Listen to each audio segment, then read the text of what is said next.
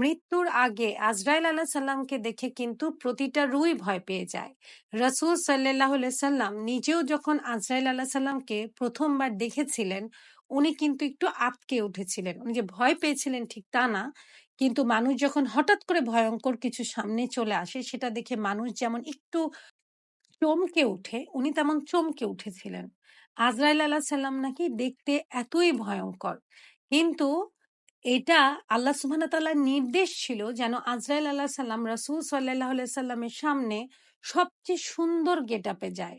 সবচেয়ে সুন্দর একটা আকৃতি নিজের নিয়ে যায়। যেহেতু উনি ফেরেশতা, উনি অনেক রকমের চেহারা নিয়ে যেতে পারেন এবং রাসূল সাল্লাল্লাহু আলাইহি সাল্লাম যখন উনাকে জিজ্ঞেস করেছিলেন যে, "তুমি কি সবার কাছে এরকম চেহারা নিয়ে যাও?"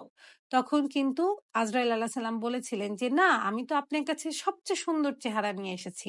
কারণ আল্লাহ আমাকে নির্দেশ দিয়েছিলেন আমি যেন সবচেয়ে সুন্দরভাবে